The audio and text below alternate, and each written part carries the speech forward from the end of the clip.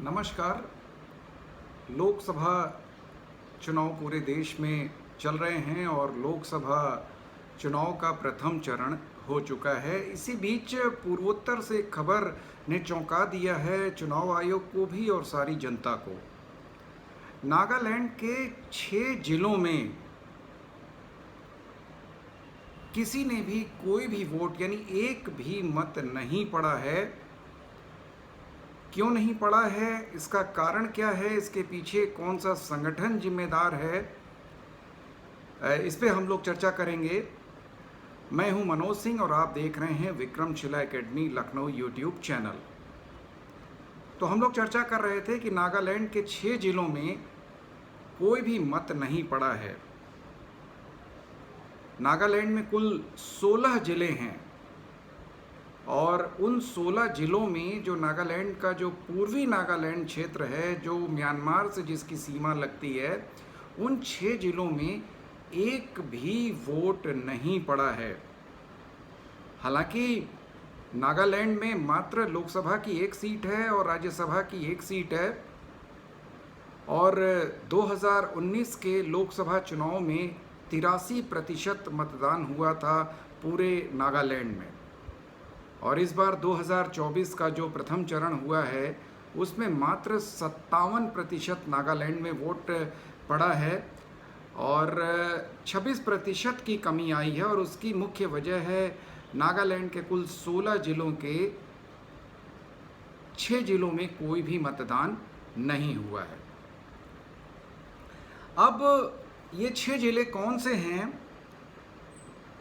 पूर्वी नागालैंड के जो म्यांमार की सीमा से लगते हैं वो जिले हैं मोन, तुएन सांग, लोंग लेंग, किफिरे, नोक लॉक और शामतोर।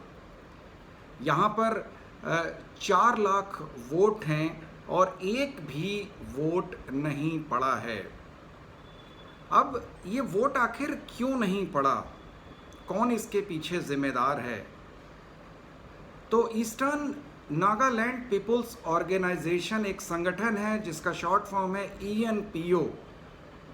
इसके अलावा कुछ अन्य संगठनों ने भी अपील करी थी जनता से और उस अपील का असर पड़ा था और उस अपील को इन लोगों ने सार्वजनिक आपातकाल के तौर पर घोषित किया था कि लोग ही चुनाव का बहिष्कार करेंगे ENPO की अपील पर। राज्य की 60 में से 20 विधानसभाओं हैं इन 6 जिलों में और मज़े की बात है कि इन 6 जिलों के 20 विधानसभाओं के एक भी विधायक ने भी वोट नहीं किया। इससे आप समझ सकते हैं कि ENPO और अन्य संगठनों की ये अपील कितनी ज़बरदस्त थी, आम जनमानस में वो रूट लेवल तक कितना प्रभावी रही।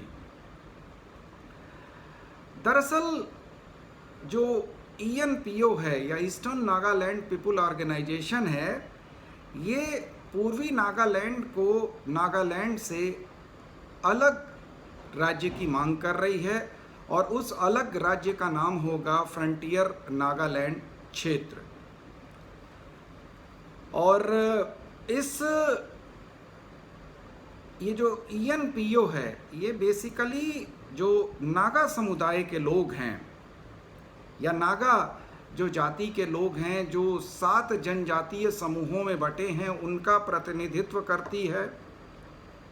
विधानसभा के चुनाव के समय भी इसने बहिष्कार की बात करी थी, लेकिन केंद्र सरकार की अपील पर इसने उस बहिष्कार को वापस ले लिया था। केंद्र सरकार ने इनसे कहा था कि भाई आपको हम अलग राज्य तो नहीं दे पाएंगे, लेकिन हम आपकी मांगों पर गंभीरता से दूर करने का उस पर प्रयास करेंगे और एक स्वायत्त परिषद हम आपको देंगे। अब ENPO के बारे में हम लोग थोड़ा सा और जान लेते हैं। जैसा कि मैंने पहले भी आप लोगों को बताया कि नागालैंड के पूर्वी इलाकों वाले जिलों में रहने वाले लोगों का यह एक सिविल सोसाइटी ऑर्गेनाइजेशन है।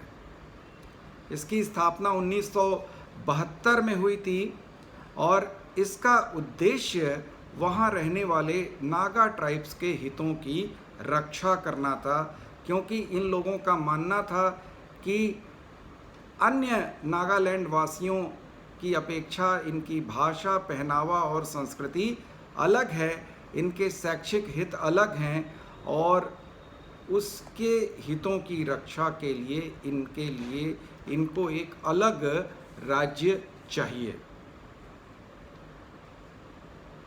तो चुनाव आयोग ने भी इस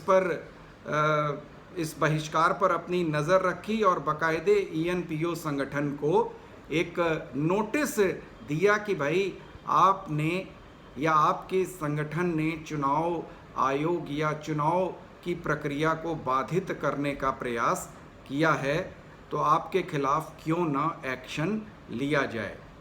हालांकि ENPO ने जवाब दे दिया है। अब आगे देखिए इस संगठन के ऊपर क्या कार्रवाई चुनाव आयोग करता है या केंद्र सरकार भविष्य में ENPO की मांगों को किस प्रकार से लेती है। तो आज नागालैंड के चुनाव बहिष्कार और ENPO पर बस इतना ही। अगले वीडियो में हम लोग फिर से किसी नए मुद्दे पर चर्चा करेंगे। आपसे अनुरोध है कि Vikramshila academy Lucknow YouTube channel को अधिक से अधिक संख्या में सब्सक्राइब करें, लाइक करें और शेयर करें। नमस्कार, जय हिंद, जय भारत।